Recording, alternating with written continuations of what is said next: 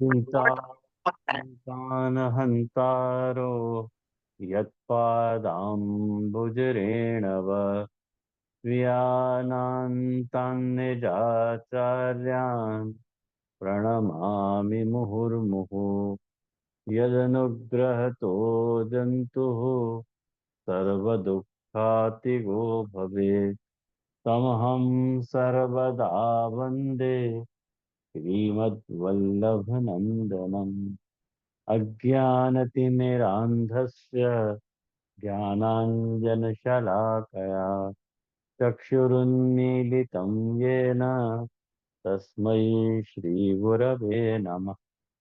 नमामि हृदये शेषे लीलाक्षीराब्धिशायिनम् लक्ष्मीसहस्रलीलाभिः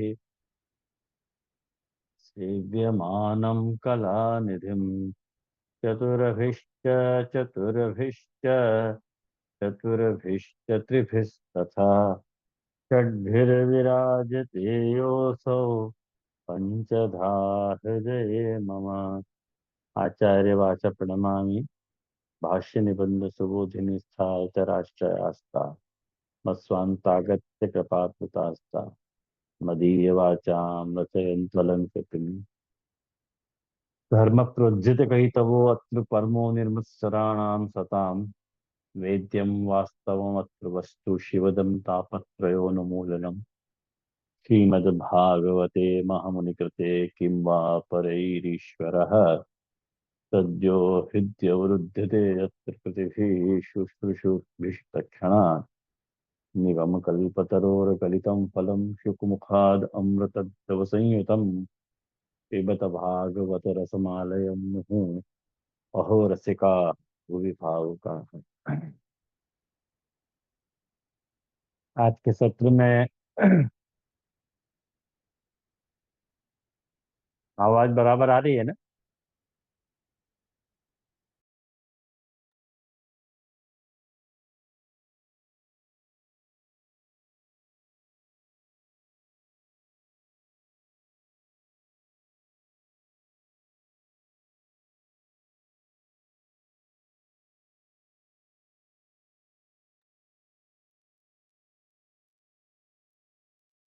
आई ना?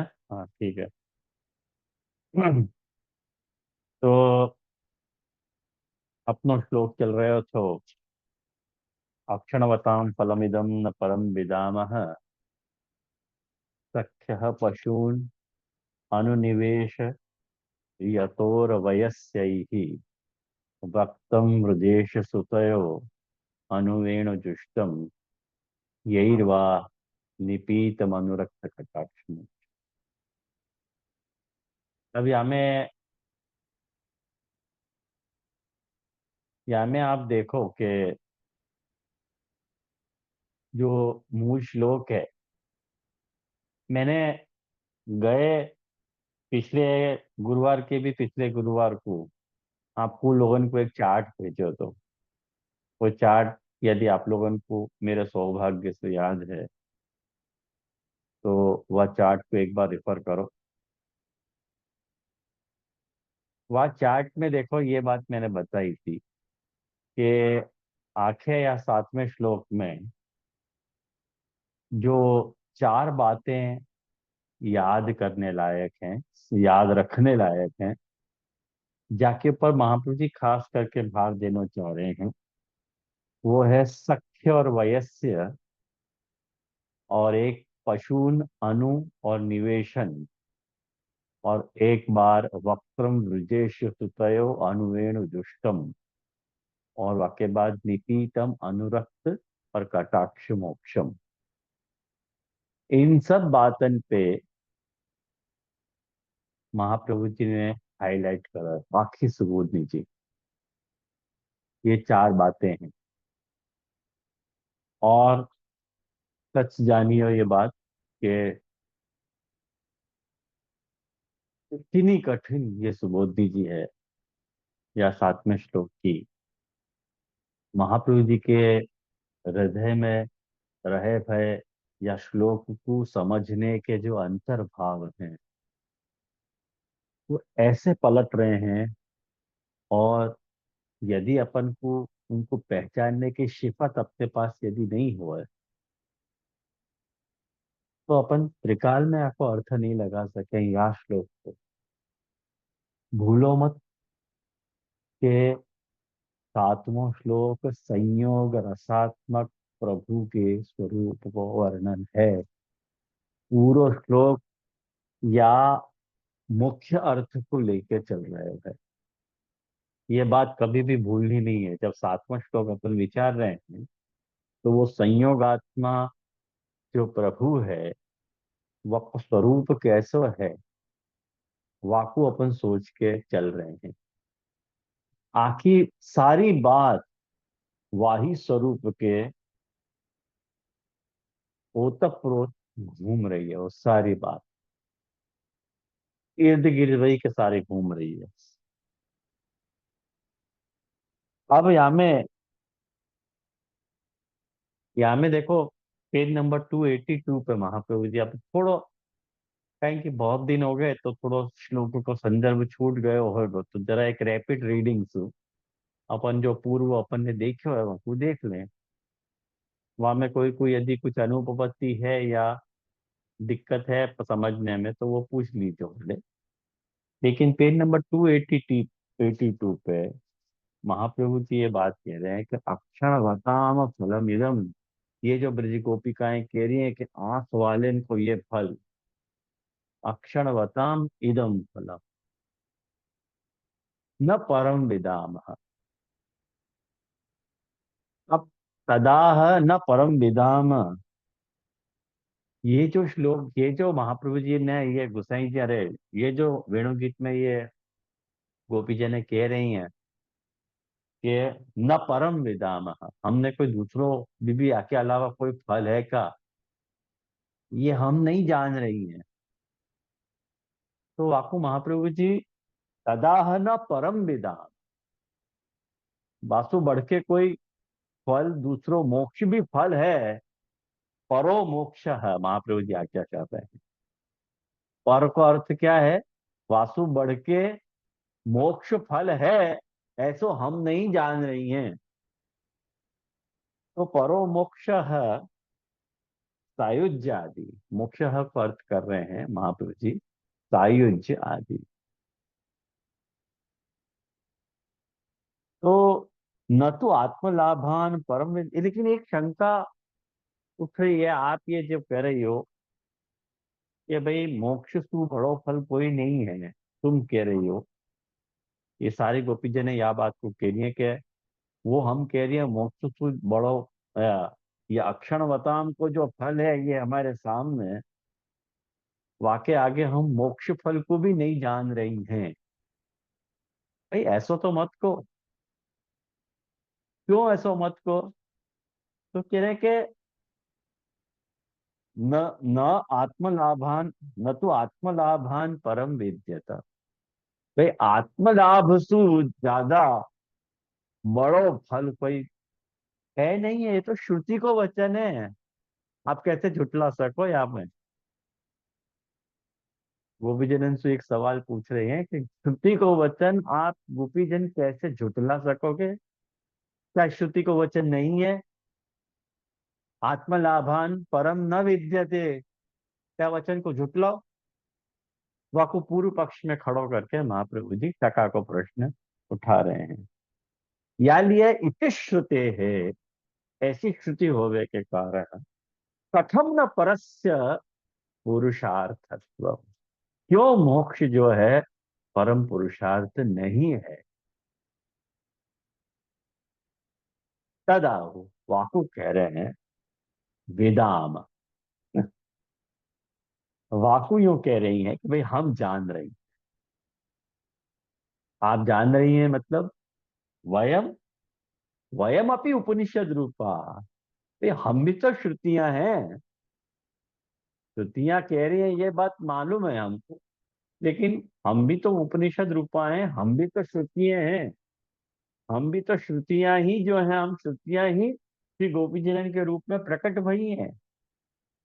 तो वयमेव जानीम, अब यहाँ एवकार लगा के बोल रही है।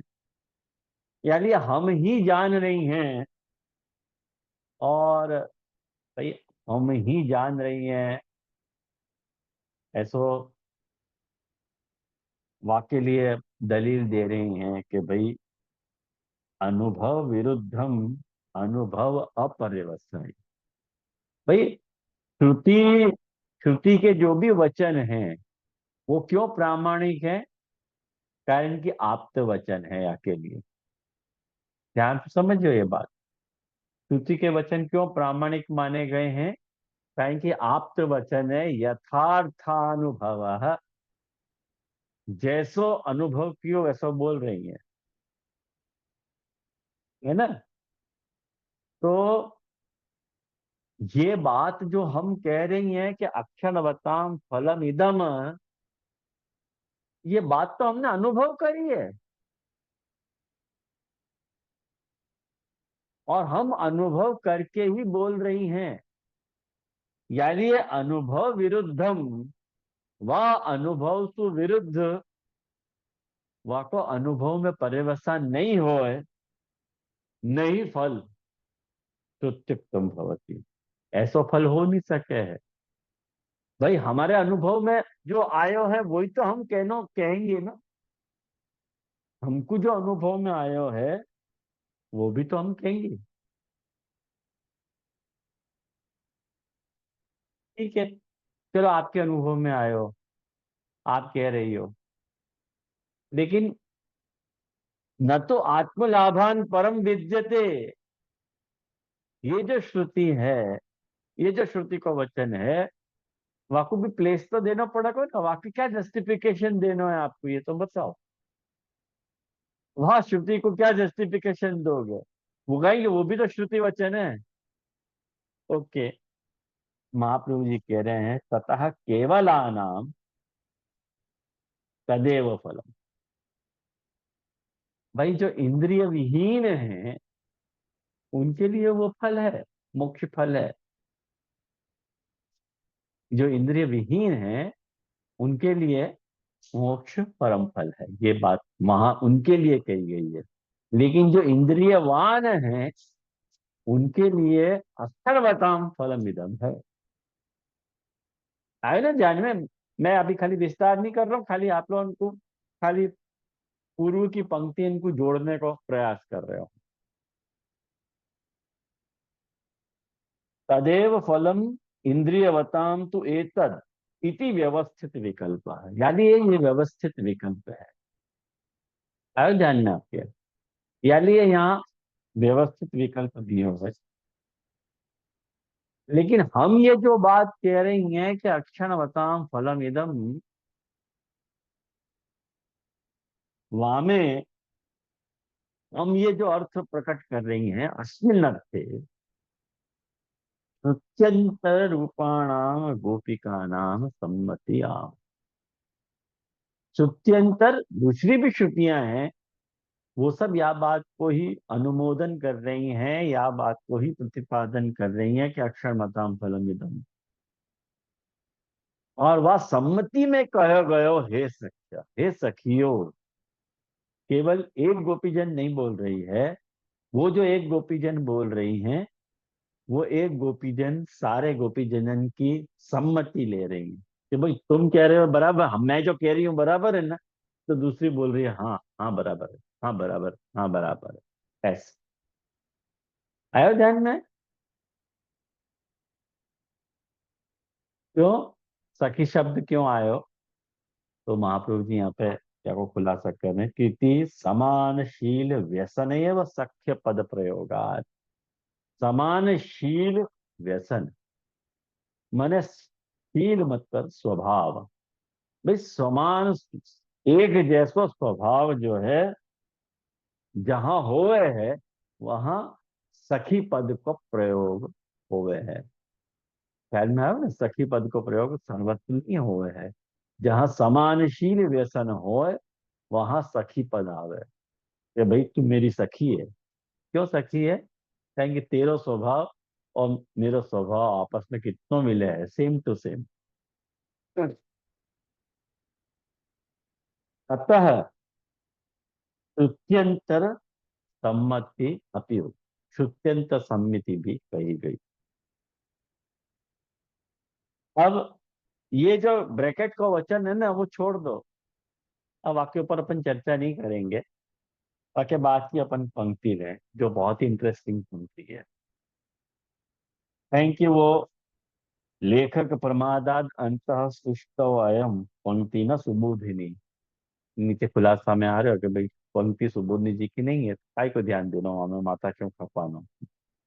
जो मेन बात है पाकू अपन ले लो।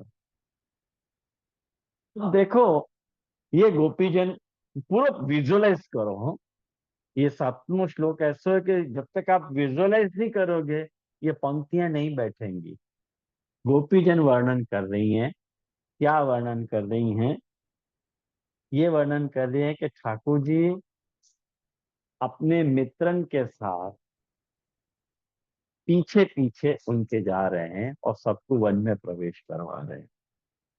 ये अब या जो मैंने आपको चार बातें लिख के भेजी थी ना चैट में अंत में, उनमें से पहली बात अब आ रही है, सख्य पशून अनु। है ना? अब यह बात को तीन चार पंक्तियां या ही बात को समर्पित है। कह रहे हैं कि पशून अनु पशूनाम पश्चात भागे वयस्य ही सह। सबको वन में निवेशन करवाना है ठाकुर जी को। कौन कौन को निवेशन करवाना है? पशुन को। और कैसे करवाना है? वयस्यन के साथ। अब देखो वयस्य क्या है, ध्यान तो समझे आपको। वयस्य कौन है? वयस्य वो लोग हैं जो ठाकुर जी के साथ जिनको जन्म भयो, वो वयस्य उनको। और जो ठाकुर जी की लीला में उपयोगी हैं उनको वयस्य शब्द से कहे जा रहे हो। ये बात याद रखियो, मैं खास जोर दे के ये बात यहाँ लिए कह रहा हूँ कि यासु विपरीत अर्थ सुवर्ण जी में आएगा अभी। महाप्रभु जी इतनो गुड़ बोले ना कि बाप रे बाप, इतनो गुड़ क्यों बोलो महाराज आप। तो वयस्य सु कौन लिए? अंतरंग भक्त, लिख लो, वयस्य मतलब अंतरंग भक्त। अब पशुसु और पशु के दो अर्थ हैं।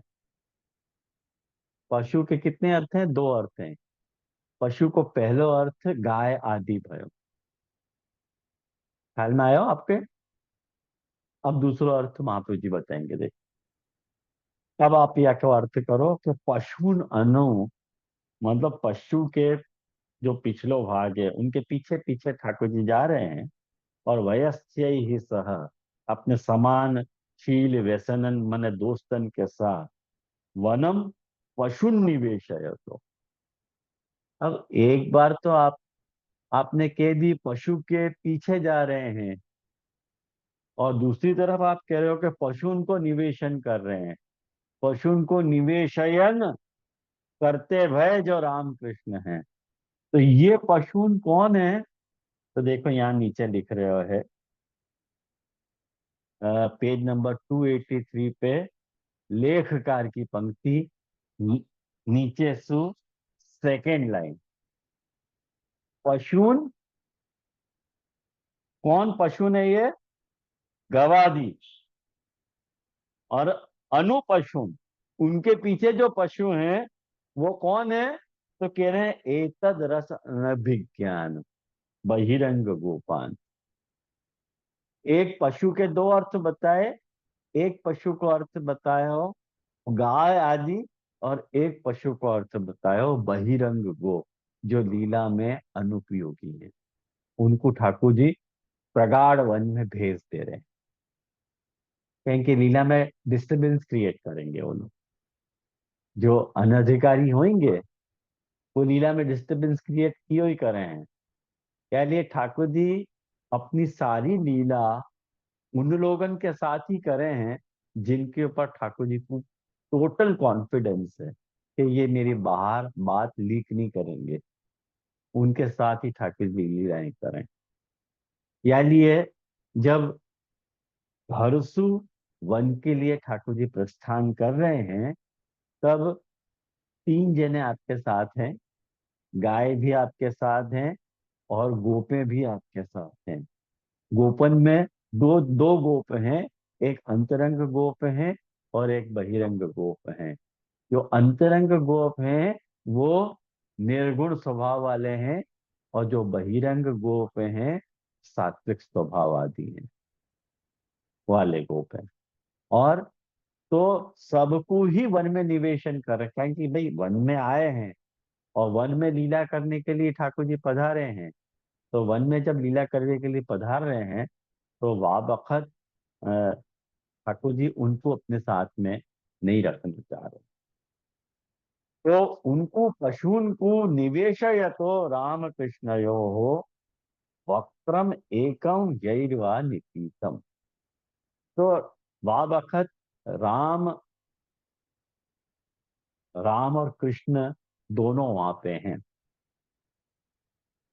अब यहाँ में देखो, ये देखो दूसरी बात यहाँ में जो ट्विस्ट है या श्लोक में, वो ट्विस्ट या बात को है। एक तो सख्य और वयस्क को एक पहलो चक्कर है, तो अब ये दूसरो चक्कर जो है राम कृष्ण यो हो और वक्त्रम को चक्कर है।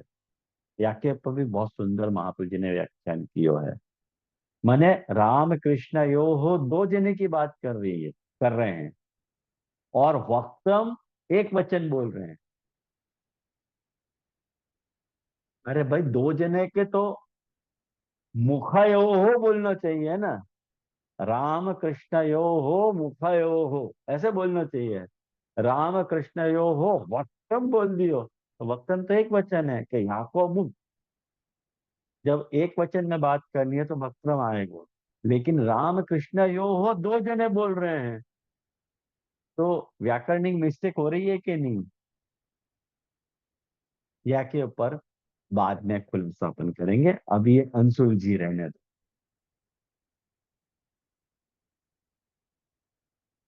वाह इति अनादर, वाह इति अनादरे को अर्थ क्या कर रहे हैं। अब देखो वाह इति अनादरे कहाँ है, वो नीचे। अब पहले पहले अपन टिप्पणी जी ले ले में। महाप गोसाई जी टिप्पणी जी को क्या अर्थ कर रहे हैं। अत्र वयस्य ही इत्यत्र। टिप्पणी जी मिली टू नंबर, पेज नंबर 284। गोसाई जी आपको सबसे पहले क्या एक्सप्लेन कर रहे हैं वो देखो। अत्र वयस्य ही इत्यत्र। वयस्य ही कहाँ गयो। वयस्य ही सह वनम पशु निवेशयतो। बराबर ना। तद आधारत्वे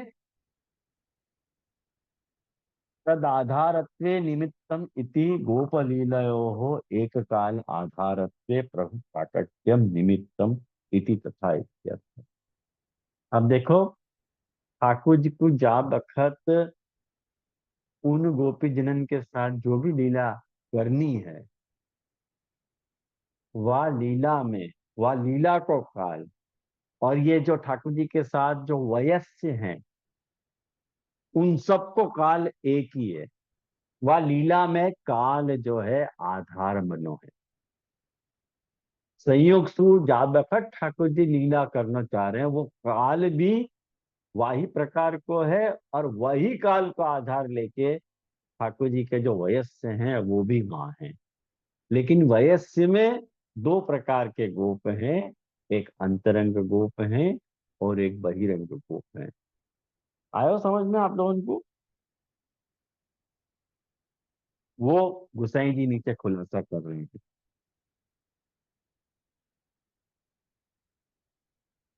अब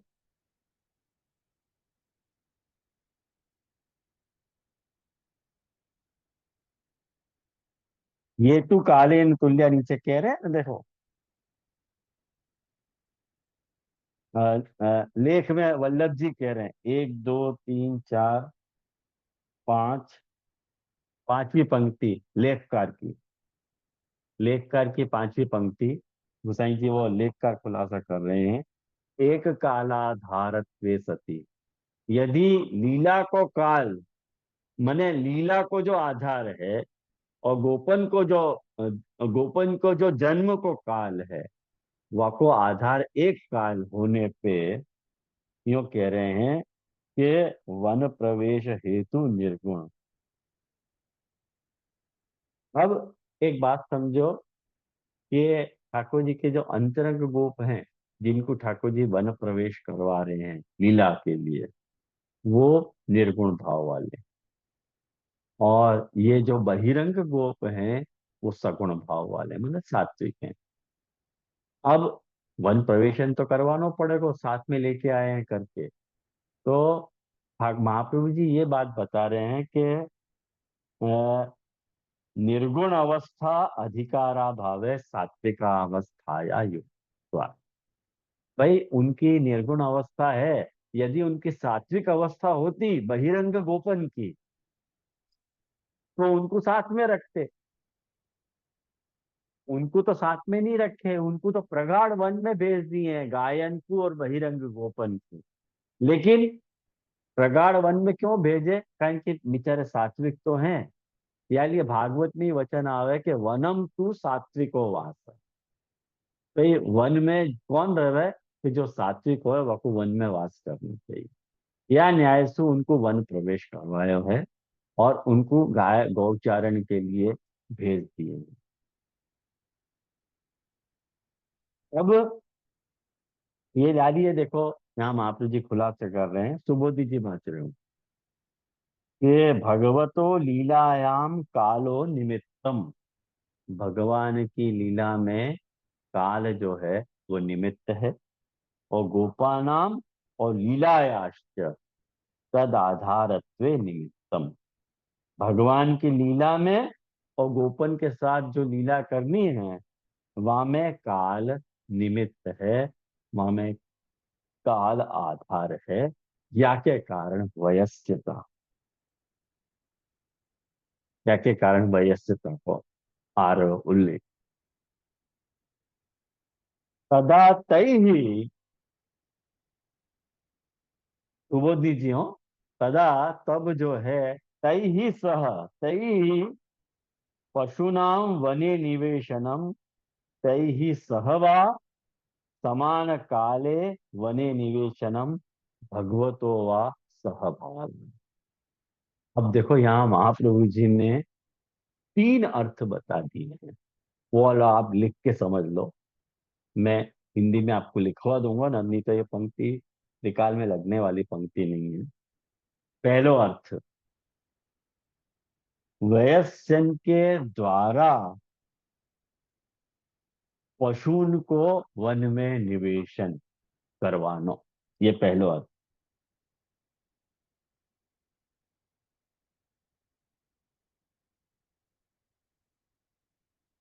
वयस्यन के द्वारा मतलब अंतरंग जो भक्त हैं, अंतरंग जो गोप भक्त हैं, उनके द्वारा बहिरंगन को वन में निवेशन करवाया। बहिरंग में कौन लिए, गाय और बहिरंग गोप, उनको वन में निवेशन करवाया। ये पहलो अर्थ है।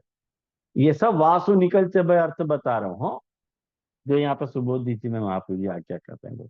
दूसरो अर्थ जो महाप्रभु जी आज्ञा कर रहे हैं, कौन सो, के वयस्सन के साथ सहवा, सही ही सहवा, दूसरा अर्थ आया। कौन सो, कि अंतरंगन गोपन के साथ ही जो बहिरंग गोप हैं, उनको भी वन में निवेशन करवाया।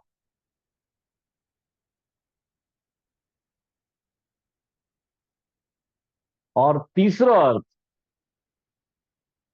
भगवतो व सहभाग, मने वयस्सन के साथ और पशुअन के साथ भगवान को भी साथ में निवेशन भयो वन में, ये बात है। अरे हमें क्या समझे ये बताओ।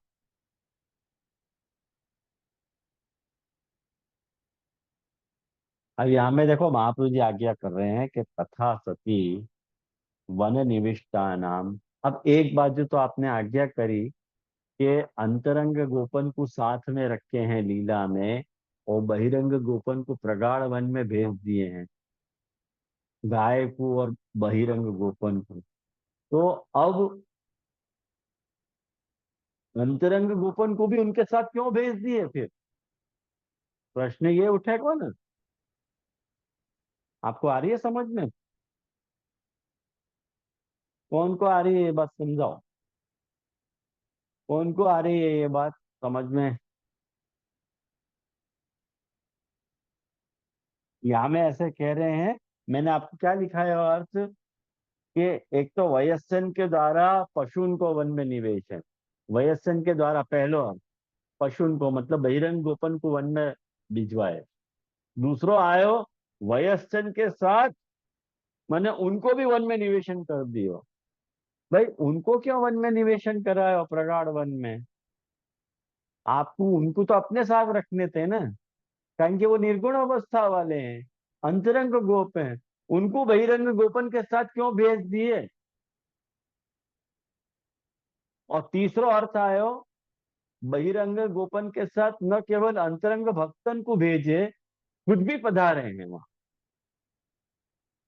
ये तीनों अर्थ बताए। वासु कहना क्या चाह रहे हैं? महाप्रभु जी वासु ये कहना चाह रहे हैं कि ये तीनों ही लीला कभी न कभी ब्रज में जब ठाकुर जी विराजे हैं तो ये लीला घटित होती ही रह रहे हैं। क्यों घटित होती रहे वाको कारण समझो। देखो ऐसो हुए कि जा बखत ठाकुर जी वन में गौचारण के लिए पधारे हैं तब, और वहां वन में ठाकुर जी को जो वनस्थ भक्तन के साथ जो भी ठाकुर जी को लीलाएं करनी है, वहां में आपको रखनो तो होवे निर्गुण भक्तन को साथ में, बहिरंग गोपन को साथ में नहीं रखनो होवे। लेकिन जो बहिरंग गोप और जो गाय हैं, वो कभी कभी ऐसो होवे तो चढ़ते चढ़ते इतनी दूर निकल जाएं कि उनको वापस लौटा के लाना जो है पॉसिबल नहीं रह रहे। तो उनको लौटा लाने के लिए जो अंतरंग गोप है उनको भी ठाकुर जी वहां कभी भेजे कि भाई उनको साथ में लौटा लाओ। और कभी कभी ठाकुर जी खुद भी वहां पधारे हैं और उन सबन को लेके आओ। ये तीनों लीलाएं कभी न कभी ब्रज में होती रहे, तो वन प्रवेशन के साथ ये सारी लीलाओं को संकलन महाप्रभु जी ने यहाँ एक शब्द में कर दिया। कितनी समझ में आई कोई को? आई कि नहीं आई? आई ना? कि चेहरा तो ऐसे हो गए हैं कि पता नहीं। हाँ चलो एक तो आयो हाथ। हाँ बोल भाई मैं तो। જે જે જે જે દંડવત પ્રણામ છે જે पण भामिनी बहन, हाँ एक मिनट हो मैं तो। हम्म, आप हाँ बोलो। बोलो। तुलबे पहले आप बोलो कि बाद में मैं बोलूं? नहीं बोली लो वांधा नहीं पसी हूँ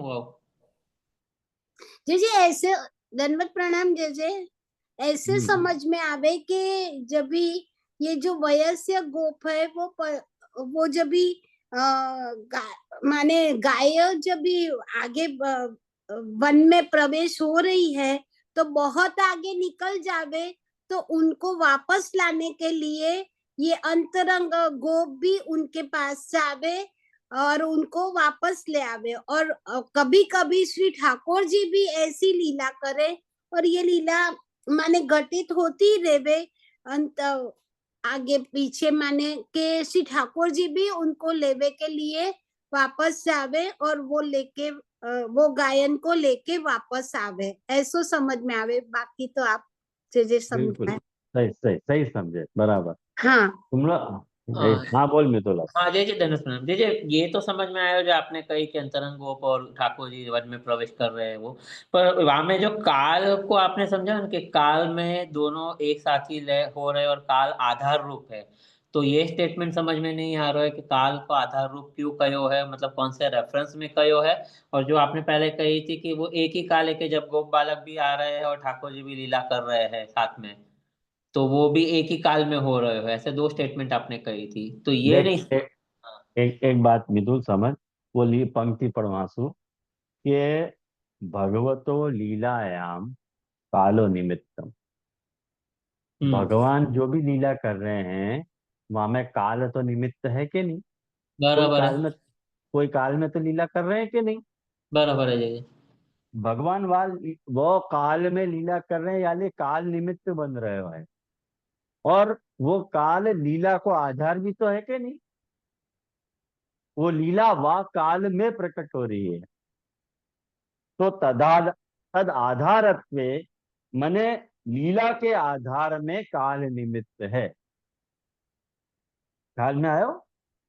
भगवान की लीला के निमित्त लीला लीला भगवान को जो लीला करनी है वह लीला के आधार रूप में काल निमित्त है।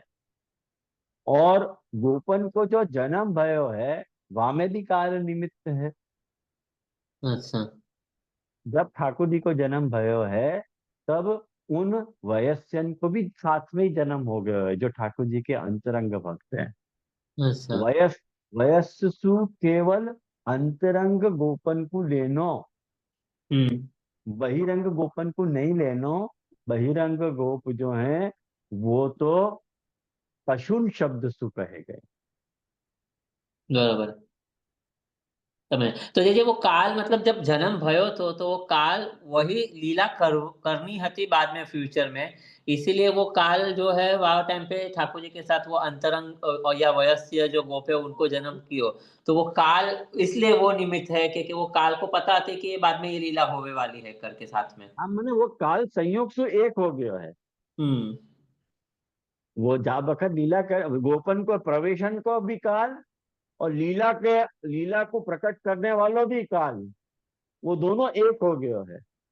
ठाकुर जी के सामने प्रॉब्लम ये है कि ठाकुर जी के साथ दो प्रकार के भक्त हैं। और दोनों प्रकार के भक्तन को ठाकुर जी सु दोनों प्रकार में सु खाली ठाकुर जी को एक प्रकार वाले भक्तन को अपने साथ लीला में ले जाने। कौन से वाले? अंतरंग भक्त, अंतरंग वाले।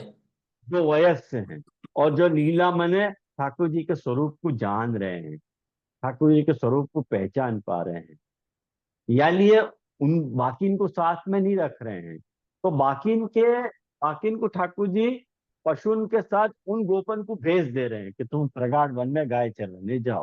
हम्म। लेकिन कभी ऐसा भी हो रहे है कि जब गाय और बहिरंग गोपन को लीला प्रगाढ़ वन में ठाकुर जी भेज दे रहे हैं, तब वो भटक न जाएं, कभी वो दुखी हो जाएं, माने मिले नहीं है, वो आके शिकायत करें ठाकुर जी से, आगे आएगा हम्म। कि ठाकुर जी से आके शिकायत करें कि भाई गाय के चिन्ह भी नहीं दिख रहे हैं कहीं भी, एक जगह भी गाय के चिन्ह नहीं दिख रहे हैं, तो आप जल्दी आ जाओ यहाँ पे। हम्म। तब जो है ठाकुर जी जो है वो खुद भी पधारे हैं और अंतरंग गोपन को भी। कभी ऐसा हो कि खुद नहीं पधारे, अंतरंग अंतरंग भक्तन को गोपन कह को। दे के जाओ उनको जरा हेल्प करके, कहीं वो ज्यादा सक्षम है। तो गाय को भी लिया में और गोपन को भी यथास्थान पहुंचा देंगे। कभी ऐसी सिचुएशन हो जाए कि उन दोनों से वो सिचुएशन हैंडल नहीं हो रहा है, ठाकुर जी स्वयं भी पधार के उनको ले आए हैं। तो जब वन प्रवेशन की बात चली ही है तो महाप्रभु जी ने जितने भी संभावित पक्ष थे उन सारे संभावित पक्षन को संकलन यहाँ कर दिया है। या के लिए ये बात यहाँ पे महाप्रभु जी कह रहे हैं। ये बात मेरे डापण से नहीं कह रहा हूं मैं, ये नीचे लेखकार प्रकाशकार ये सारी बातें ये लोग यहाँ पे यह बात को खुलासा कर रहे हैं। तब ये जाके समझ में आई ये पंक्ति, नहीं तो लगनी महा मुश्किल पंक्ति है। बहुत कठिन सुबोधनी दी है वेणुगीत की, जिन्हें कौन से मुहूर्त में मैंने हाँ कर दी है कि। और जी यहाँ में फिर मतलब ये भी एक रेफरेंस ले सके कि ये लीला नित्य है, मतलब या के लिए बार बार घटित हो रही है, वही आपको सेंस है, मतलब आपको कहवे को सेंस वही है तो कि ये लीला नित्य रिपीटेड होती रहे, एक ही होती रहे, होती मैंने रहे, ये गाय चराने की लीला तो नित्य हो रही है ना। नित्य हो रही है। तो और वहां में वहां में या प्रकार की सिचुएशंस आ रही हैं, करेक्ट। ऐसे महाप्रभु जी को कहना है। और अजय जी, एक लास्ट क्वेश्चन, जो आपने वो टाइम पे कही थी ना पहले कि गोप जो है वो देव रूप है, साक्षी रूप है, तो वो जो हम्म। गोप है वो अंतरंग गोप ही लेनो ना, अंतरंग गोप। अंतरंग गोपलन, अंतरंग गोपलन, राइट। धन्यवाद प्रणाम। हाँ, तो देखो, तथा सती, अब पेज नंबर 284 पे सुबोधि जी की लास्ट पंक्ति, तथा सती ऐसो होवे पे, कैसो होवे पे, के बहिरंग गोपो और गायन के साथ अंतरंग भक्तन को भी वन में भेज देवे पे, तथा सती वैसो होवे पे। नहीं तो वैसो होना नहीं चाहिए, तो वैसो होना चाहिए तो उन अंतरंग गोपन को अपने साथ रखना तो, लेकिन ऐसा नहीं हो रहा। कभी उनको भी, ये जो महाप्रभु जी ने पहले अर्थ किया ना, कि सह व समान काले बने निवेशनम भगवतो व सहभाव, जब ठाकुर जी अंतरंग भक्तन को भी वहां भेजते हैं गोपन के पास, बहिरंग गोपन के साथ, क्यों भेजे हैं? तो कह रहे हैं कि वन निविष्टा नाम पशु नाम अपनी गोपा नाम तत्श्रमे तत्स्थाने निवेशनार्थ, भाई उनको श्रम हो के लिए। और ये पंक्ति माने श्रम हो मतलब उनको रास्ता नहीं मिले, कभी भटक जाएं अपने मार्ग से, गोप भटक जाएं, गायें भटक जाएं, या लिए यूं भेजे हैं महा ठाकुर जी उन गोप सखान को भेज दें, और कभी खुद भी पधारे हैं। ये बात एंड खत्म हो गई यहाँ पे। कौन सी बात खत्म हो गई? सख्य और वयस्क की बात कंप्लीट हो गई। सेकंड कौन सी बात आ रही है?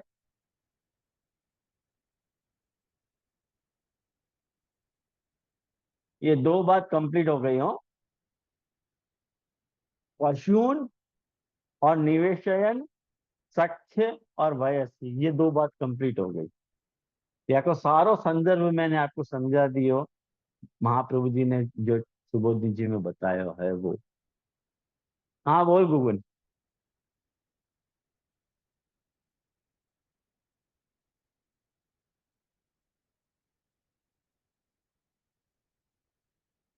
अनम्यूट दे रहा हूँ।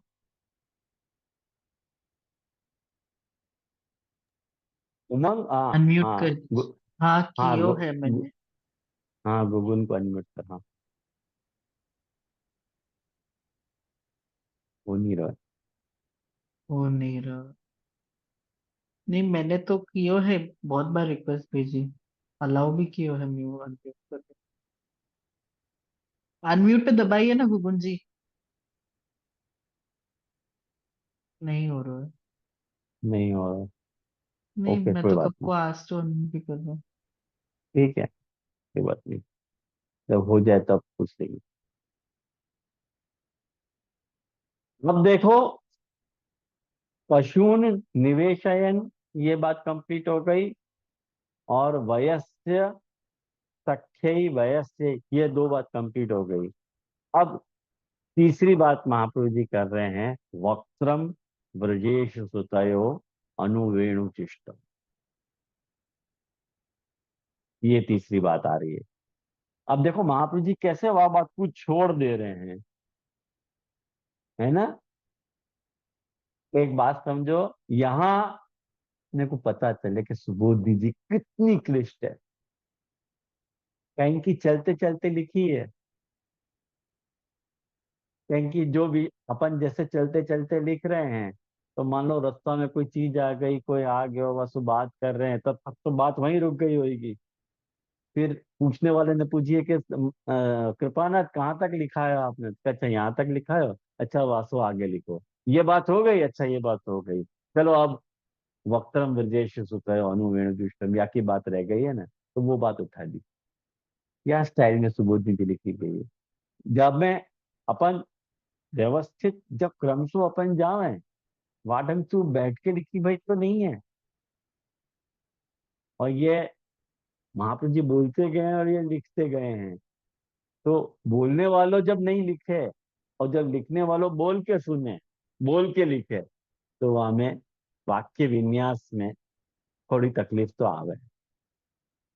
और वो बात कंप्लीट कर दी, वाक्य बाद अचानक आविष्टस्य मुखारविंदम न स्पष्टम। अभी आप देखो, आविष्टस्य मुखारविंदम न स्पष्टम, अब वो कहाँ गई वो बात? वो बात तो पूरी हो गई अपना। अब महाप्रभु जी कह रहे हैं कि मैंने श्लोक को आशय समझा। महाप्रभु जी यहाँ स्कंदार्थ, प्रकरणार्थ, अध्यायार्थ समझाने नहीं बैठे हैं। यहाँ महाप्रभु जी खाली वाक्य, पद और अक्षर ले रहे हैं। इतनी ही महाप्रभु जी को जवाबदारी है। मैं वाक्य उठाऊंगा, पद उठाऊंगा और अक्षर उठाऊंगा। तुमको समझ में आ रहा है तो समझो, नहीं तो नथिंग डूइंग, कुछ नहीं, जाओ। कारण कि वाक्य को खोल के बता देना अर्थ, अब सारे वाक्यन को जोड़ के फिर एक फाइनल अर्थ बताना। ख्याल में आयो? ये जो मैंने तुमको अर्थ बताया ना, वो सारे वाक्यन को जोड़ के फिर तुमको मैंने समझाया। जो महाप्रभु जी ने और अन्य टीकाकारन ने यत्र तत्र कही वही बात को जोड़ के एक अपने एक अर्थ या तरह से निर्धारण किया। अब यहाँ में एक बात ध्यान तो समझो,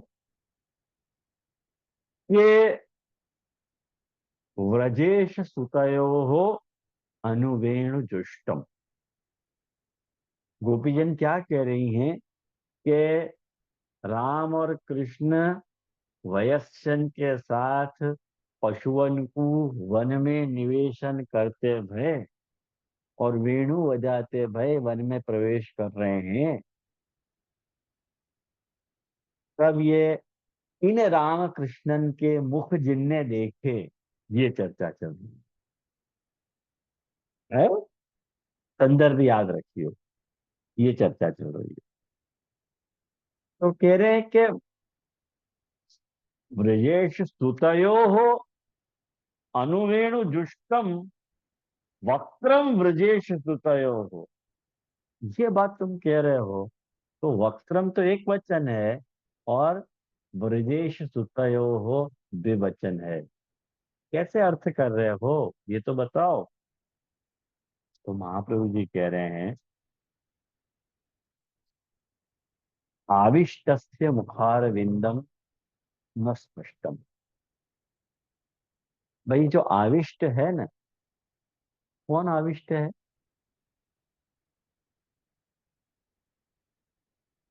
देखो नीचे, तुम नीचे अर्थ देख के लेखकार में, एक दो तीन चार, चौथी लाइन, रामाविष्टा अंशस्य मुखम प्रथम पृथक स्पष्टम न। भाई कृष्ण को मुख जो है वो स्पष्ट नहीं है। राम में भी तो कृष्ण ही आवेशित हैं। राम में कृष्ण आविष्ट हैं, या लिए वो कृष्ण को मुखी ही है, लेकिन वो मुख स्पष्ट नहीं है। कारण कि रामाविष्ट अंश है वो। राम में आविष्ट भय अंश को मुख दर्शित हो रहे हो है, दिख रहे हो है। माने संकर्षण मुख संवलितम, यो लेखकार कह रहे हैं कि संकर्षण सु के मुख सु सम्मिलित ये मुख है।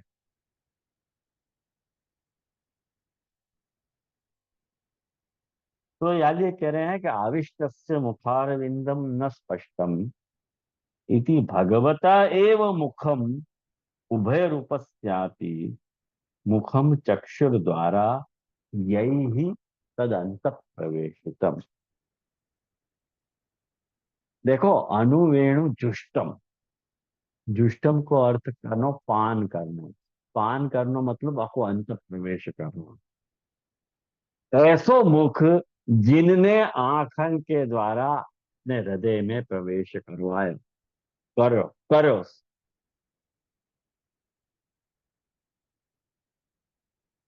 कैसे? तो आपको उदाहरण दे रहे हैं कि तत सर्वव्यापकम चित्तम आकृष्य एकत्र धारयन्यान्यानि चिंतयेत भूय सुतम भावयेद मुखम। ये जो है एकादश स्कंद को वचन है, 11 एकादश स्कंद को 43वां श्लोक है, शायद 13वां के 14वां अध्याय है, अभी मेरे को याद नहीं है, लेकिन एकादश स्कंद को वचन है कि वहां में ये बात, हाँ, ठाकुर जी के ध्यान विधि को वर्णन, भक्ति योग की महिमा और ध्यान विधि को वर्णन, ये अध्याय है। तो वहां वहां ये बात भागवतकार कह रहे हैं कि ततः सर्व व्यापकम चित्तम, अपनो चित्त जो सर्वत्र व्यापक है ना, आकर्ष्य, वहां से आकर्षित करके, धारयन न अन्यानि चिंतित, और को चिंतन मत करो, ये ध्यान विधि है। खाली एक कृष्ण को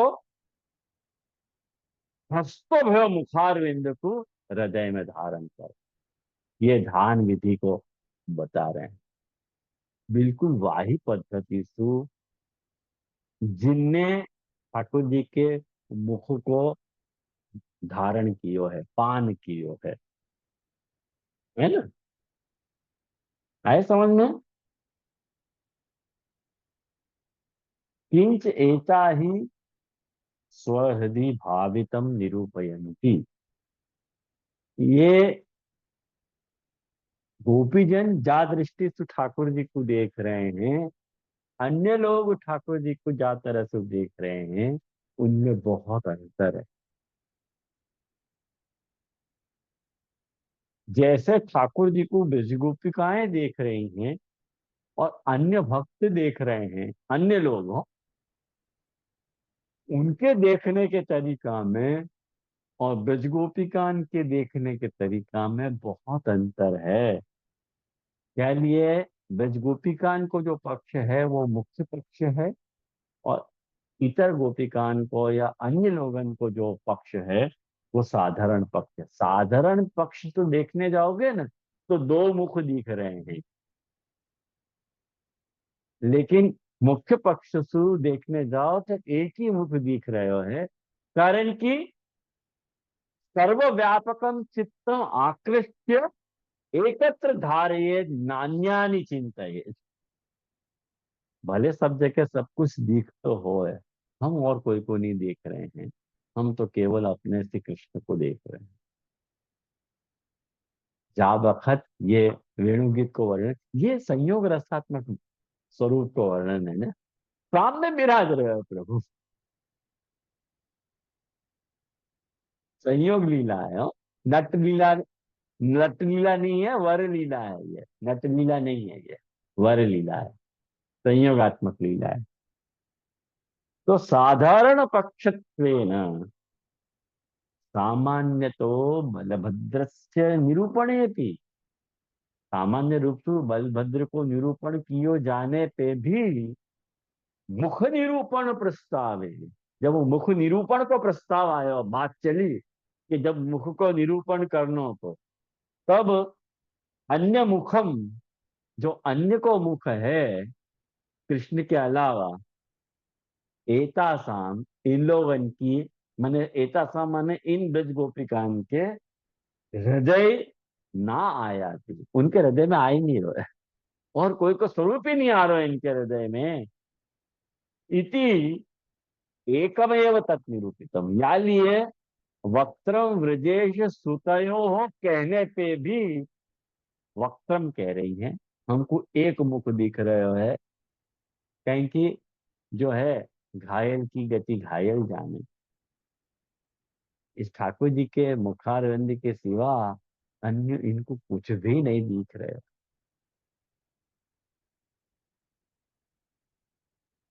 अब यहाँ में देखो, इतना सुंदर मुखार, इतना सुंदर वर्णन है, ये 10-25 हो रही है। मैं सोच रहा हूँ कर लो आपको पूरा, थोड़ा टाइम लगेगा 15-20 मिनट, नहीं लगेगा तो अपन अगली बार करेंगे यार, कि कहाँ होता है अपन। लेकिन ये बहुत इंपॉर्टेंट बात है, यही से कनेक्टेड बात है, मैं आपको बता दूं। देखो, ध्यान से सजियो बात, कि जब एक मुख के प्रतिपादन की बात चल रही है, मुख कितनो है, दिख कितने है साधारण पक्ष में, तो लेकिन जब मुख निरूपण प्रस्ताव की बात आई तो ब्रज गोपीकांत कितनो मुख दिखो, एक। तो मुखस्य एकत्वम प्रतिपादयन्त, मुख की एकता को प्रतिपादन करते हुए गोपीजन क्या बारे में कह रहे हैं, वक्तम भुजेषुतयो अनुवेणु जुष्टम यैर वाह। ये जो वाह लगाया है गोपी जनन ने, वाह, वाह शब्द को व्याख्यान, अब ये चौथी बात तो खुलासा चल रहे हो है, ये बात समझो आप लोग। तो कह रहे हैं कि वाह को प्रतिपादन करते भय ईश्वरत्वेन आराधन बुद्ध्या अनुरोध बुद्ध्या वा येषाम पानम तत् सापेक्ष। जब अन्य लोग ठाकुर जी के मुखारविंद को दर्शन करे हैं, तब कैसे करे हैं कि ये ब्रजराज हैं, या तरह तू ठाकुर जी के मुख को देखे हैं। ईश्वर बुद्धिया, ईश्वरत्वेन आराधन बुद्धिया, माने ये हमारे ब्रजराज के बेटा हैं। ये ईश्वर से हमको, हमारे ब्रज को बचाने वालों नंदराय है, और ये नंदराय को पुत्र है, तो ये भी हमको बचाएगा। या बुद्धि से ठाकुर जी को देख रहे हैं, मुख अवलोकन की बात चल रही है ना। दूसरा पक्ष बता माने, और कोई ऐसे कह रहे हैं कि अनुरोध बुद्धियावा, भाई हम इनको देखते रहेंगे, इनको सपोर्ट करेंगे तो हमारा काम होएगा। इनको हम यदि देखते रहेंगे और इनको हम इनको सपोर्ट करते रहेंगे, इनको देखते रहेंगे, तो हमारा काम हो जाएगा।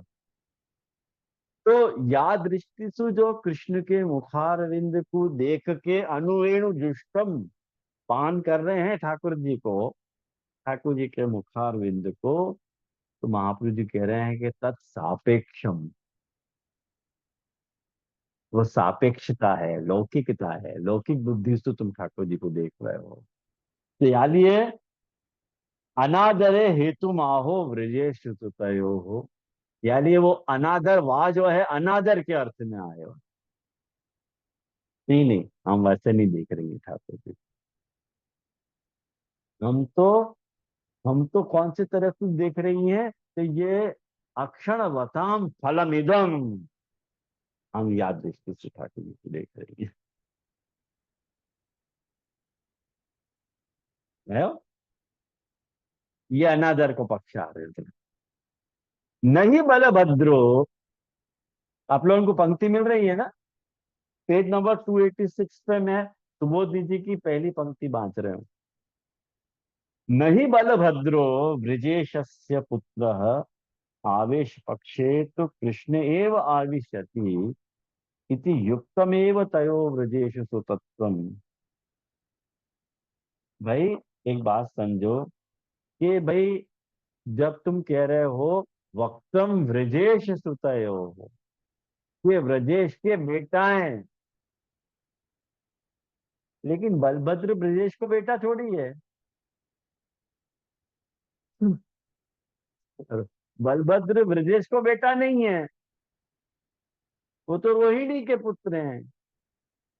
तो फिर नहीं बलभद्रो ब्रजेशस्य पुत्र, लेकिन कह रहे हैं कि लेकिन आवेश पक्ष, लेकिन जब आवेश पक्ष की बात कर रहे हैं, कृष्ण एव आविशति, या लिए कृष्ण ही वहां आविष्ट हैं, या लिए युक्तमेव तयो ब्रजेश सुतत्वम। आवेशी और आविष्ट, और आवेश को आधार, आवेश को आधार बलभद्र है, आविष्ट कृष्ण है। या लिए जब कृष्ण बलभद्र में आविष्ट हैं, तो भले दो मुखार बिंदु है, वो उनको भी हम ब्रजेश सुत के नाम से ही कहना चाहेंगे। नहीं बलभद्रो ब्रजेश पुत्र, ठीक है, लेकिन आवेश पक्षे तो कृष्ण एवं आविशति इति युक्तमेव तयोः वृजेश सुतत्वम, यानी उनको जो वृजेश सुतत्व पनो है वो युक्त है। हमने कोई गड़बड़ बात नहीं करी है तुमसे। हमको अनादर क्यों लग रहा है? हम अनादर याली नहीं बोल रही हैं कि वो ये रोहिणी को बेटा है और ये नंदराय को बेटा है। याद दृष्टि से हमको अनादर नहीं है। अनादर हमको कहाँ आ रहा है? हमको लौकिक सापेक्षता से जो तुम ठाकुर जी को देख रहे हो ना, वहां हमको अनादर है। तुम ठाकुर जी को ईश्वर बुद्धिसु या अनुरोध बुद्धिसु जो देख रहे हो ठाकुर जी को, ईश्वर बुद्धिया अनुरोध बुद्धिया वा, जो ठाकुर जी को देख रहे हो, देख के कि भाई हम उनको हम दर्शन गाली करें, हमारा विधिराज को पुत्र है, हम लौकिक हमारा अच्छा रहेगो यदि हम इनको अनुरोध करेंगे तो। ये जो तुम्हारा मुख को देखने को जो भाव है वो लौकिक सापेक्ष है, ये महाप्रभु जी कह रहे हैं। यानी ये ब्रज गोपिका ने वहां अपना अनादर दिखाया कि हम यादृष्टि से फेक नहीं देख रही हैं, अक्षरवताम फलमिदम। हम तो इंद्रियवान को ये फल है, याद दृष्टि से प्रभु को देख रही है। भगवता सह संलापो दर्शनम मिलित, ये जो अपन ने कारिकाएं देखी थी, एकादश इंद्रिय को जो मतलब विनियोग आ रहे है वा दृष्टि सु। अब या लिए एक बात समझो, मैं अब आपको पूरी बात बता दूं, नीचे की सारी बात खोल के बता दूं आपको। ये चार प्रकार के अधिकारी को वर्णन आ रहे है। ये देखो नीचे पेज नंबर 287 पे योजनाकार लालू भट्ट जी क्या कह रहे हैं कि एवं चत्वारो भेदा मुख मात्र अवलोकने। चार प्रकार मुख को अवलोकन करने वाले चार प्रकार के भेद हैं। अवलोकन करता रहा, जो ठाकुर जी को देखने वाले जो है ना, वो चार तरह के लोग हैं। कौन से चार तरह के लोग हैं? एक तो कौन से कि जो अक्षण बताम फलम इदम मान रहे हैं, भगवता सह सल्लापो दर्शनम मिलित, ये वाले जो अपन मुख्य मान रहे हैं, मुख्य अधिकारी हो। दूसरे आंख वाले को ये फल ऐसे मानने वाले, वो बुरे नहीं है। यानी अपने आप ही देखो कीर्तनन के पद में आवे कि नयनवंत को यही परम फल, देखे ही सुख होए, श्री गिरधर देखे ही सुख होए। तो वो बेचारे अपनी आंख को फल गिरधर को मान रहे, तो इतने बुरे नहीं है। गोपी जनन को आंख वाले से लड़ाई नहीं है। उनको वहां में लौकिक सापेक्षता नहीं दिख रही है। उनको लौकिक लौकिक सापेक्षता कहाँ दिख रही है? उनको वहां दिख रही है जहां अन्य ठाकुर जी को ईश्वर पुत्र होने के कारण वह अनुरोध बुद्धि से जो ठाकुर जी को देख रहे हैं, वहां उनको लौकिक सापेक्षता हो रही है। ख्याल में आया ना? और ये तीसरे प्रकार के अधिकारी हैं। और जो चौथे अधिकारी हैं वो कैसे हैं कि जो मनोहर वेणुनाद को सुन करके शिक्षा के लिए ठाकुर जी को देख रहे हैं कि ठाकुर जी कैसे वेणु बजा रहे हैं। ठाकुर जी को वेणु बजाते हुए देख के हम भी ठाकुर जी की तरह ही वेणु बजा सकें, या भावना से ठाकुर जी को देख रहे हैं। तो आंसू आयो यार महाराज, पेज नंबर 286 पे नीचे योजनाकार देखो, आपको बहुत सुंदर खुलासा कर रहे हैं कि अनुवेणु नाम वेणुनाद वेणुवादन परम। अनुवेणु करनो मतलब वेणु बजानो। और एवं सती ऐसो होवे पे वेणुनाद की प्राधान्य सासु मुख अवलोकन करतार, मुख के अवलोकन करने वाले जो लोग हैं वो दो प्रकार के हैं। कौन से दो प्रकार के? मनोहरत्व ग्रहितार एक, जो नाद मनोहर है, मैंने उनको संगीत की बहुत अच्छी समझ है, उनको वेणुनाद सुनना बहुत अच्छा लग रहा है, यानी वो सुन रहे हैं। एक वो टाइप के हैं। ये लौकिक सापेक्षता वाले ही हो ये। और दूसरे कौन से हैं? अपरे तो भगवत तुल्यम वयम अपनी वादयिष्याम, भगवान के जैसी हम भी बजाएंगे। इति शिक्षार्थम, या शिक्षा के लिए वेणुनादम श्रवणवंतो मुख अवलोकयंती, ठाकुर जी को मुख को देख रहे हैं कि ठाकुर जी को मुख को कहाँ स्टाइल से बजा रहे होंगे ठाकुर, चलो देखो कहाँ ठाकुर जी ने हाथ कहाँ रखो, कैसे रखो है, सब ऐसे। ऐसे दो हैं, ये लौकिक सापेक्ष भाव है। और ईश्वरता के अनुरोध सु ठाकुर जी को देखनो, अनुरोध बुद्धि सु ठाकुर जी को देखनो, ये भी लौकिक सापेक्षता है। समझ में आयो ना? तो ये चार प्रकार के अधिकारी हो गए। कौन से अधिकारी फिर से गिनाऊं? अक्षणवताम फलमिदम, या दृष्टि से ठाकुर जी को देखने वाले एक। चक्षुष्मताम, माने आंख वाले को ये फल, ये दूसरे। और लौकिक भाव की सापेक्षता सु कृष्ण को देखने वाले ये तीसरों। और वेणुनाद की मनोहरता सु सुनने वाले। वेणुनाद की मनोहरता दो प्रकार की, एक वेणुनाद मनोहर है वो, और एक हम उनको बजाते हुए देख के हम सीखें, ऐसे ऐसे या प्रकार के। और महाप्रभु जी ने एक और बात, पांचों अधिकारी भी महाप्रभु जी ने इंक्लूड कर दियो, जो यहाँ पे लिखो है कि काम संबंधादपि भजनम भजनम पाक्षिकम। भाई काम संबंध से ठाकुर जी को देखने वाले, आहा क्या वेणुनाथ कर रहे हैं ये ठाकुर जी, हमारी भी कामना पूर्ति करेगो क्या? यूं ऐसे पांच प्रकार के काम संबंधादपि भजनार्थम, योजनाकार पेज नंबर 287 पे लास्ट पंक्ति पे आज्ञा कर रहे हैं कि मुखावलोकनम इति पंच भेदा भगवन मुखमात्र अवलोकने ज्ञेया। पांच प्रकार के भक्त जो है मुख को अवलोकन करने वाले, इनके पांच भेद बताए। ख्याल में आयो? या लिए या कोई यहाँ कहो कि अनुरक्त कटाक्ष मोक्षम। मैं सोच रहा हूँ क्या पंक्ति को आज अपन थोड़ा और विवेचन बाकी है, थोड़ा सा ही बाकी है, लेकिन मैं यहाँ पे आपको आज रख रहे हूँ कहीं कि मुझको लगे कि ओवर हो गया, शायद इतना धारण नहीं होएगा। हाँ बोल मितुल।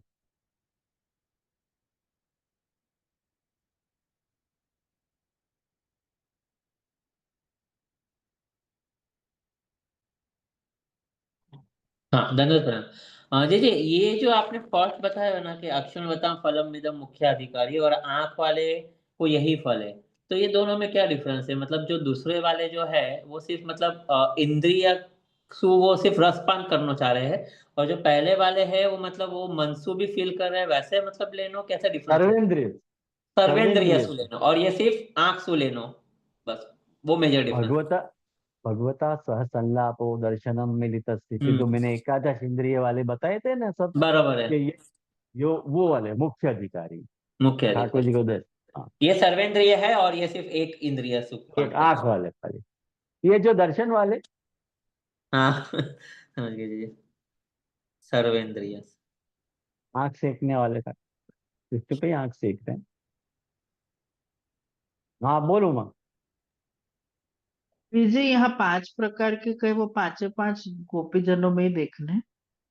नहीं नहीं, नहीं ना, सिर्फ हाँ, अक्षरवताम वालों आप गोपीजन में देख रहे हो? अक्षण बताऊं और चक्षुष बताऊं। चक्षुष्मतम तो बाकी सारे हैं वो या लीला में उनको नहीं है वर्णन, वैसे समझना। लेकिन है ना अधिकारी ऐसे ठाकुर जी को देखने वाले, हम्म। लौकिक दृष्टि से भी, लौकिक सापेक्षता से भी तो देखने वाले हैं ठाकुर जी को। जैसे हमको कोई लौकिक सापेक्षता से भी तो देख सके कि नहीं देख सके, हमारे जैसे ही तो हम्म। है ये, यूं देख सके कि नहीं? और यूं नहीं देखो मतलब जाके। उनको भी। हाँ हाँ हाँ जी जी, कंटिन्यू। हाँ, मतलब उनको भी यूं ऐसा लगे ना कि भाई हाँ ऊपर से तो ऐसे सेम ही दिखेंगे ना, लेकिन कोई के आत्मभाव के अपन क्या कह सके ना, आत्मभाव के तो अपन कुछ नहीं कर सके यहाँ में। कोई को कैसे, मतलब ऊपर तो कोई को पता नहीं चले ना। ये सारे भावन को भी जो भी संग्रह है महापुरुष जी यहाँ बता रहे हैं, वो महापुरुष जी की डीप इंसाइट बोल रहे हैं हमें कि एक ही चीज है। ठाकुर जी को अनुवेणु दुष्टम मुखार विंद है। ठाकुर जी के मुख बजाते हुए वेणु को अवलोकन करना क्रिया एक ही है, लेकिन वह क्रिया को जो प्रभाव है उस सामने अधिकारी भेद से अलग अलग पड़ रहे हो है। ये बात महाप्रभु और वासु हमको लग रहे हो है कि अक्षर बताओ। ये महाप्रभु जी देखो यहाँ पे कह रहे हैं, यहाँ पे ये अनादरस्तु स्वरादेव आया थी। ये पंक्ति गजब है उमंग। वो कह रहे हैं कि ये तो स्वर से पता चल रही है, यूं कह रहे हैं। स्वर मतलब काकू या कोई काकू कह रहे हैं। जैसे बात अपन जैसे बोलने की स्टाइल में नहीं बोले, अरे ये रे इतना ही है का, हाँ इतना ही है, वो मतलब है वहां। जैसे जैसे वहां पे गोपी जी ने बोल रहे हैं अक्षण बताम फला निधि। वो इदम को जो काकू है ना, बोलने को जो टोन है ना, वासु उनको उनके रह भय भावन की आकलन महाप्रभु जी करके उनको बता रहे हैं कि नहीं नहीं, ये तो अक्षण बताम फलम निधम से यूं कहना चाह रहे हैं कि भगवता सह संलापो दर्शनम मिलित। वो एकादश इंद्रिय से ठाकुर जी के भोग करना चाहे, नित्य अधिकारी हैं ये। लेकिन अन्य ऐसे भी हैं जो आ, खाली आंख वाले को ये फल है ऐसे बोलने वाले। क्या वासुदेव उतरते अधिकारी। और वाके बाद जो है लौकिक भाव की सापेक्षता सु ठाकुर जी को देखने वाले, ये तीसरे अधिकारी पर कि ईश्वर बुद्धि सु या अनुरोध बुद्धि सु, ये हमारा भी लौकिक पूरा हो जाए वहां ढंग से ठाकुर जी को देखने वाले। और एक चौथो एक बताया हो कि वेणुनाद की मनोहरता सुन के ठाकुर जी को देखने वाले, कि भाई ठाकुर जी के जैसा वेणुनाद हम भी बजा सकेंगे। एक यह प्रकार के भी अधिकारी हैं। और एक पांचवो काम संबंध वाले, ऐसे निर्गुण सगुण भेद सु महाप्रभु जी कह रहे हैं सब बताए अधिकारी हम। ये कुल मिला के आखो या को वर्ड भी है 7वें श्लोक को, जो मैंने आप लोगों के साथ शेयर किया। मेरे कितनों आप लोगों को मैं समझा पाए हो ये तो मैं नहीं कह पाऊंगा, लेकिन एक एक सिटिंग में या को धारण करना पॉसिबल नहीं है। या पूरे व्याख्यान को आप हर एक व्याख्यान को अपने मन में आपको पान करो चरवण करोगे ना, तो ये सारी पंक्तियां बैठेंगी। इतनी गूढ़ और सार गर्भित पंक्तियां हैं महाप्रभु जी की सोल नीति की। मैं जब यार इन पंक्तियों को मिला रहे हो तो तब मैंने सोचो कि बहुत मिस्टेक करी मैंने या को प्रारंभ करके। अब यह पंक्ति में मैं फंस गया हूँ मैं। अब हो यहाँ से बाहर निकलने देगा, क्योंकि महाप्रभु जी की वाक्पति की ऐसी कृपा है कि महाप्रभु जी ने हाथ पकड़ के आजा बेटा चल बताओ। ऐसी कृपा करे महाप्रभु जी, और सच्ची मैं विनती करी कि आपको बच्चा हूँ, मोको कौन बताएगा। आप कृपा करके आप नहीं बताओगे तो कौन बताएगा मुझे। तो ये जो भी बताया है वो आप श्री को अनुग्रह है, और आपकी कृपा से ही मैं बता पाया हूँ। और वह कृपा को मैं फील कर पा रहा हूँ कि जब अपन महाप्रभु जी के ग्रंथन को अवलोकन करे हैं तो सच मानो महाप्रभु जी को वरदस्त अपने माथे पर अपन के रह गए। बस जरूरत यह बात की है कि अपन निष्ठा से महाप्रभु जी की वाणी से संलग्न रहे। वो बहुत ही भाग्यहीन व्यक्ति होंगे, भाग्यहीन माने जीव होंगे जो मार्ग में आवे के बाद महाप्रभु जी की वाणी से विमुख रहते होंगे। मैं तो उनको भाग्यहीन कह रहा हूँ जिनको महाप्रभु जी की वाणी को लाभ नहीं मिले बेचारे इनको। हाँ बोल गई तो।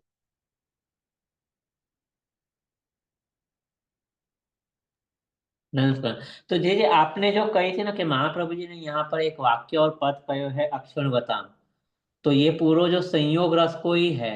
तो वहां में अक्षणवताम में से अपन को यही समझना कि जो गोपी जन को है सिर्फ ठाकुर जी को मुखारविंद को सर्व इंद्रिय से अनुभव जो करना है और जो संयोग रस को अनुभव करना है वाक्य ऊपर ही महाप्रभु जी ने फोकस किया और बाकी के भक्तन को भी महाप्रभु जी ने निग्लेक्ट किया है कि वो मतलब वो उनके लेवल के नहीं है। सिर्फ यही पार्ट मुख्यतः है कि जो सिर्फ वो सर्वेंद्रिय सो संयोग रस को अनुभव कर रहे हैं बस वो वही उसी के लिए अक्षणवताम करके डिफाइन किया है और बाकी को अर्थ नहीं समझाया है यही समझना चाहिए। हाँ, गोपी जी ने मतलब श्रुति यो कह रही है कि भाई आंख वाले को ये फल है, तो खाली श्रुति को आशय ये नहीं है कि खाली चक्षु इंद्रिय है। सर्वेंद्रिय। सर्वेंद्रिय वहां श्रुति कहना चाह रही है। वो जो मुख्य अपने अर्थ पकड़ो अपन ने, जो अपने आप भक्ति में अपन को इनकॉर्पोरेट करके जी रहे हैं, समझ में आयो जी। ये श्रुति का तात्पर्य है आप महाप्रभु जी समझ कह में रहे हैं। पूरा आयो स्टार्टिंग में थोड़ा डिफिकल्ट यार जा रहा था पर आपकी कृपा से आप समझ में आयो जी। इतना फैंटास्टिक है ये पूरा 807वां श्लोक। मैं अगली टाइम में आपको लास्ट में थोड़ा रह गया है, वो मैं थोड़ा थोड़ा सा ही बाकी है, आपको अपन सम अप करेंगे लास्ट क्लास में, है ना? भेजे तो हाँ, हाँ बोलो माँ।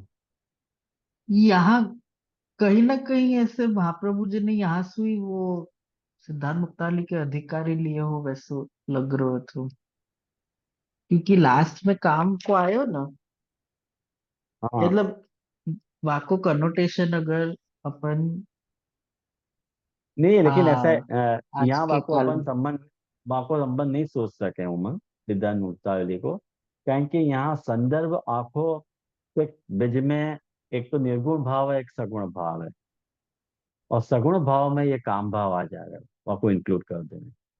यहाँ काम भाव वाली जो गोपियां हैं उनको यहाँ पे महाप्रभु जी इंक्लूड करना चाह रहे हैं। ओके। काम भाव भी ठाकुर जी में कहाँ हो रहे हो? हम्म। वैसे कहाँ हो रहे काम हो? भावली। ओके। यहाँ हो रहा, वो नहीं हो रहा।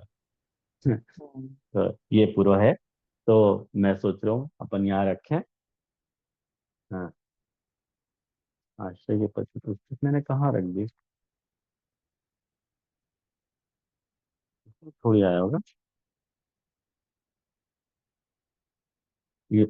नहीं, ऊपर रह गए, चलो अभी जो याद है मुझे वो कह रहा हूँ। चरण शरण ब्रज राज कुंवर के, चरण शरण ब्रज राज कुंवर के, हम विधि अविधि कछु नहीं समझत,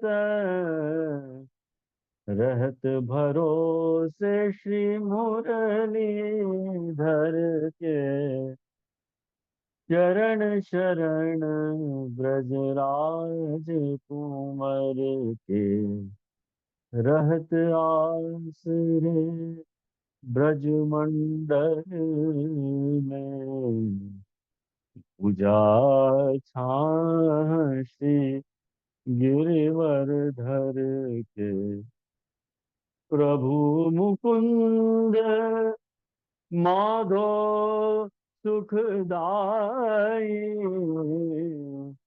हाथ बिकाने श्री राधावर के, चरण शरण ब्रजराज कुंवर।